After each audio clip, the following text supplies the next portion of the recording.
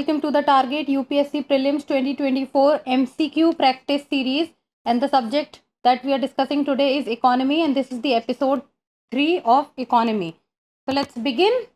And the first question is, the situation where the equilibrium level of real GDP falls short of potential GDP is known as recessionary gap, inflationary gap, demand side inflation, or supply side inflation. The correct answer for this question is option A, that is recessionary gap.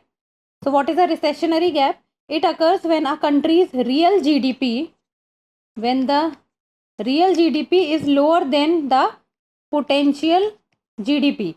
So when the real GDP is lower than the potential GDP. Recessionary gaps close when real wages return to equilibrium and the quantity of labor demanded equals the quantity supplied.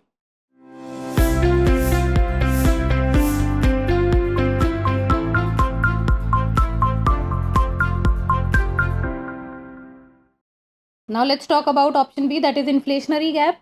It measures the difference between the current level of real GDP and the GDP that would exist if an economy was operating at full potential or full employment.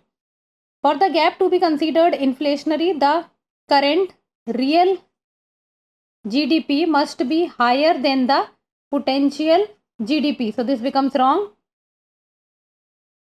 Then comes the supply side inflation.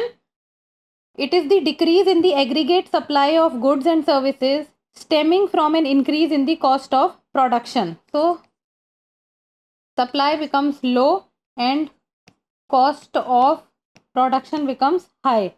It is also known as cost pull inflation. An increase in the cost of raw materials or labor can contribute to cost pull inflation. So, supply side inflation becomes wrong. Now, demand side inflation. It is the increase in aggregate demand categorized by the 4 sections of the macroeconomy, which includes household, business, government, and foreign buyers. It is also known as demand pull inflation and can be caused by an expanding economy. So, this can be caused by an expanding economy, increased government spending, or overseas growth. Therefore, option A is the correct answer, that is the recessionary gap. Next question. Consider the following statements. In terms of short-term credit delivery to the agriculture sector, district central cooperative banks deliver more credit in comparison to the scheduled commercial banks and regional rural banks. Second, one of the most important functions of district central cooperative banks is to provide funds to the primary agricultural credit societies. Which of the statement given above is or are correct? 1 only, 2 only, both 1 and 2, neither 1 nor 2. So, let's look at the options, and the correct answer for this question is option B, that is 2 only. So, let's see. If we talk about the cooperative bank is an institution established on the cooperative basis and deals in ordinary banking business. In rural India, there exists a 3-tier cooperative structure. So, Tier 1, it includes state cooperative banks at the state level. Tier 2, it includes central cooperative banks at the district level. So, this is at the district level. Then comes Tier 3. It includes primary agricultural credit societies. Then, according to a report of the RBI in 2016-17, scheduled commercial banks contributed the major share, that is 78 to 80%. So, it was the scheduled commercial bank which contributed 78 to 80% in agricultural and allied credit. And cooperative institutions also play a significant role in extending agricultural credit and the share of all cooperative banks institutions. And it constituted around, so credit central cooperative bank constituted around 15 to 16%. So the RRBs contributed the remaining 5% of the agricultural credit. Therefore, statement 1 is not correct because the scheduled commercial banks and the regional rural banks are giving more credit as compared to the district central cooperative banks. Then comes the second statement. So the most significant function of the district central cooperative bank is to provide financial support.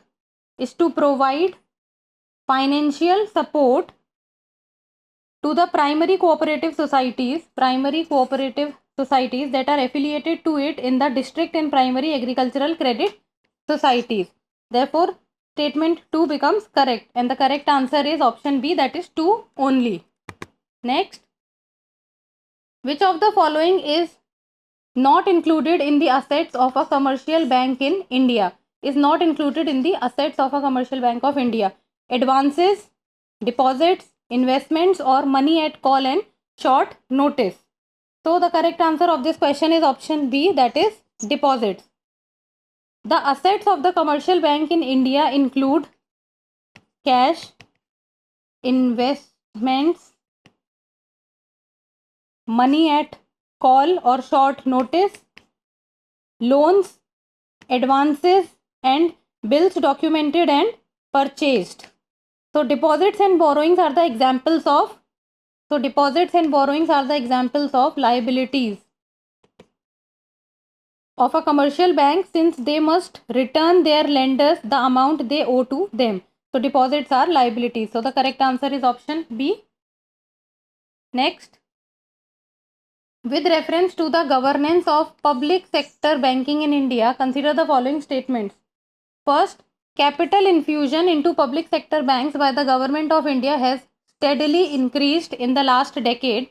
Second, to put the public sector banks in order, the merger of associate banks with the parent State Bank of India has been affected. Which of the statement given above is or are correct? 1 only, 2 only, both 1 and 2, neither 1 nor 2. So the correct answer of this question is option B, that is 2 only. So let's see.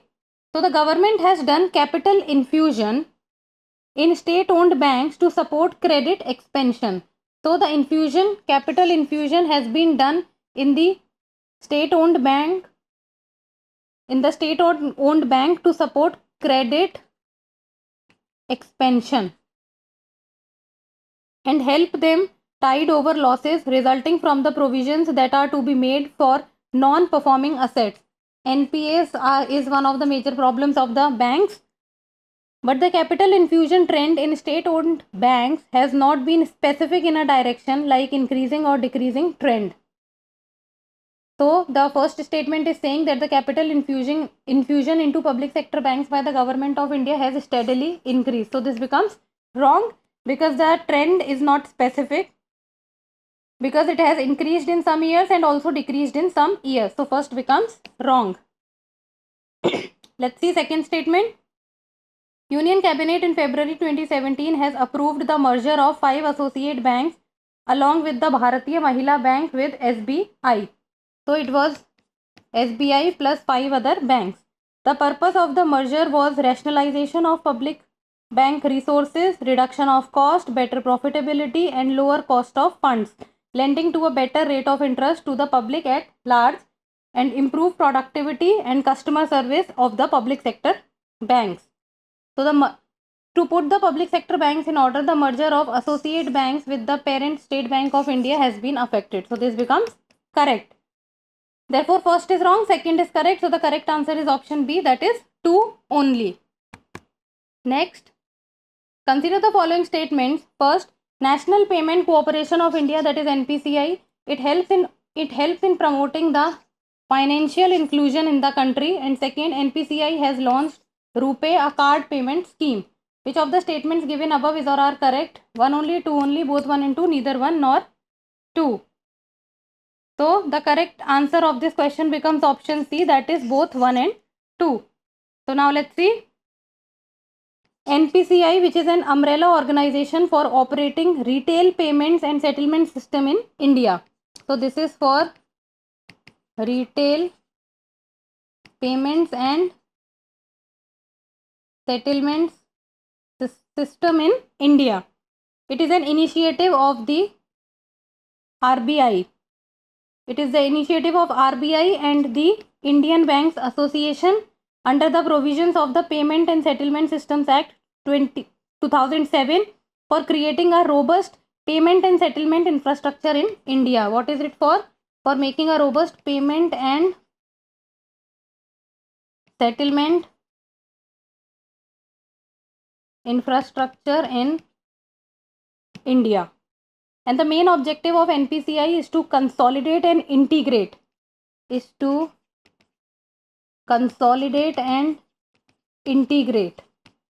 The multiple systems. So the multiple systems which are present to consolidate and integrate it with varying service levels into nationwide uniform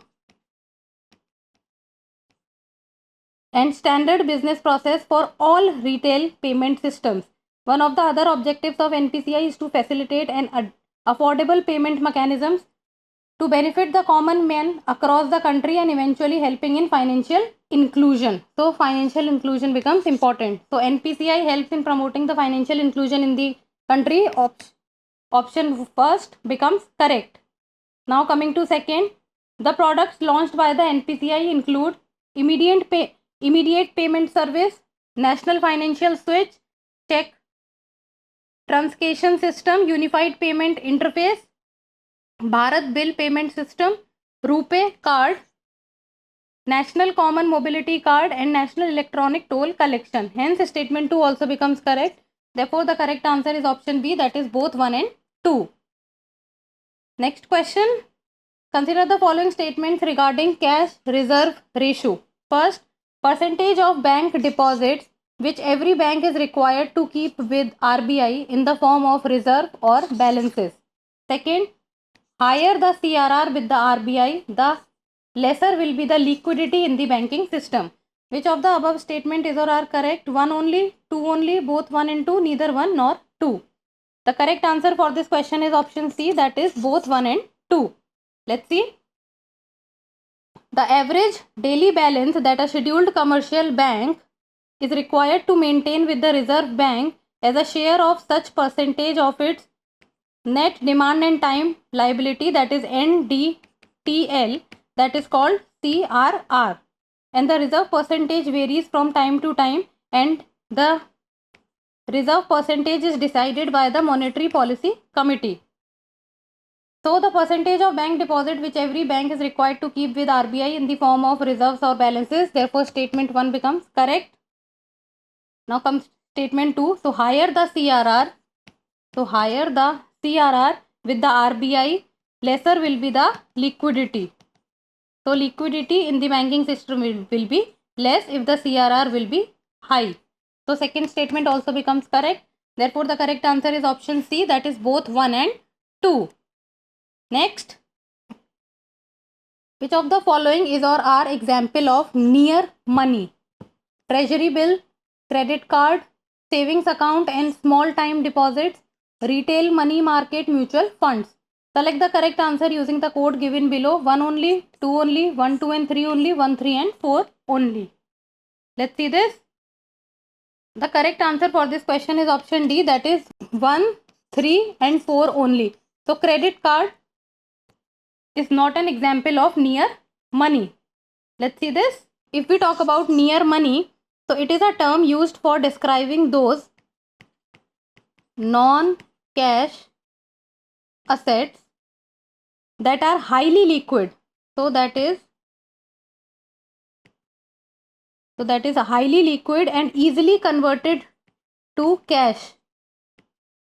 Near money can also be referred to as cash equivalent or quasi money.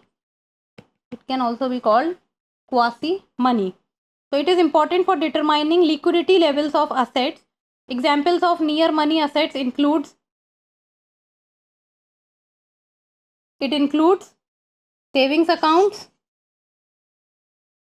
small time deposits, certificate of deposits, foreign currencies, retail money market mutual funds, money market accounts, marketable securities and treasury bills. So 1, 3 and 4 are the examples and credit card is not an example. So the correct answer become option D. Next, with reference to the institution of banking ombudsman in India, which one of the statement is not correct? A. The banking ombudsman is appointed by the Reserve Bank of India. B. The banking ombudsman can consider complaint from non-resident Indians having accounts in India. The orders passed by the banking ombudsman are final and binding on the parties concerned. The service provided by the banking ombudsman is free of any fee. And the correct answer for this question is option C. That is, the order passed by the banking ombudsman are final and binding on the parties concerned. So let's see this. So the banking ombudsman scheme is an expeditious and inexpensive forum for bank customers for resolution of complaints. So it is for resolution of complaints relating to certain services rendered by banks. It was launched in the year 2006 and it was amended in 2017. All scheduled commercial banks, regional rural banks and scheduled primary cooperative banks are covered under the scheme. Banking ombudsman is appointed by the Reserve Bank of India. So it is appointed by the Reserve Bank of India from among its officers of the rank of Chief General Manager or General Manager. They shall have tenure not exceeding 3 years. So the tenure should not be more than 3 years. So first is correct.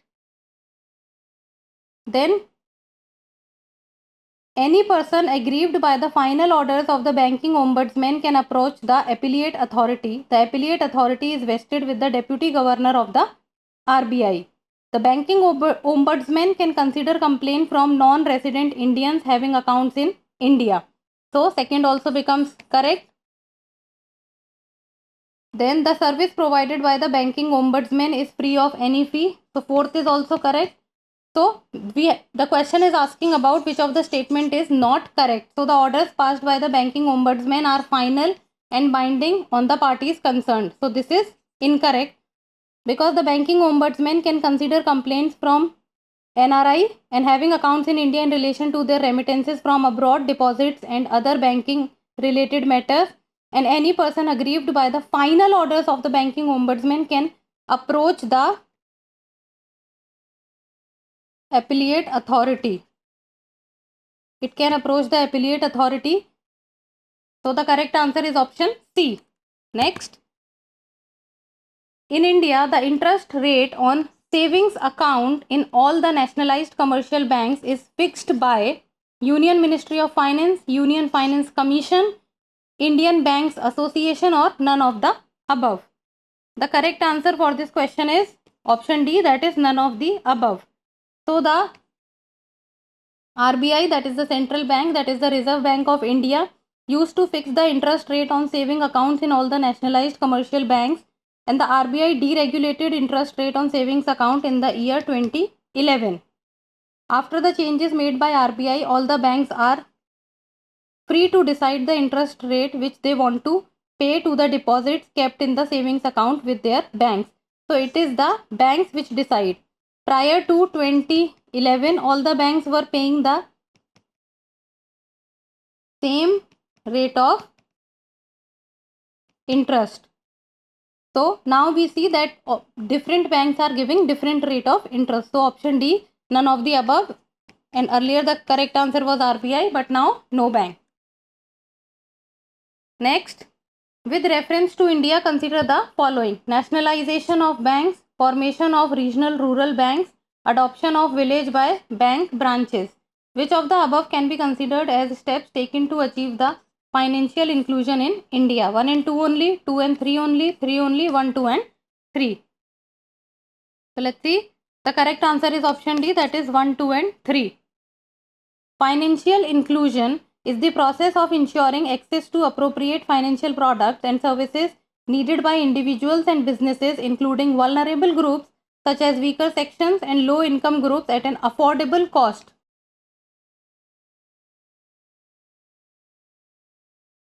At an affordable cost, in a fair and transparent manner by mainstream institutional players. Nationalization of banks helped in branch expansion and thereby reaching a greater number of people. Besides, credit to agriculture, small scale industries and allied sectors have also increased. Therefore, first becomes correct. Regional rural banks were set up as government-sponsored region-based rural lending institutions under the Regional Rural Bank Act 1976. RRBs were configured as hybrid micro banking institutions combining the local orientation and small scale lending culture of the cooperatives and the business center or the business culture of commercial banks. Therefore, second also becomes correct. A village adoption scheme was introduced by the banks in 1960s in India with a view to enhancing their reach besides encouraging agri lending in a cost effective manner. Therefore, third also becomes correct. So the correct answer becomes option D, that is 1, 2 and 3. Next, and like always, this is the practice question. And what happens in the practice question is you people will give me the answer in the comment section. So, consider the following statements in regard with monetary policy. First, its key focus is to control the liquidity in market. RBI uses expansionary monetary policy to combat recession. To control inflation, RBI uses contractionary monetary policy. So, these are the three aspects. Which of the statements given above are correct? 1, 2 and 3, 1 and 2, 2 and 3 or 1 and 3 only. So, give me the answer in the comment section. And that's all. Stay tuned for next episode. That's all for today. Thank you so much for watching.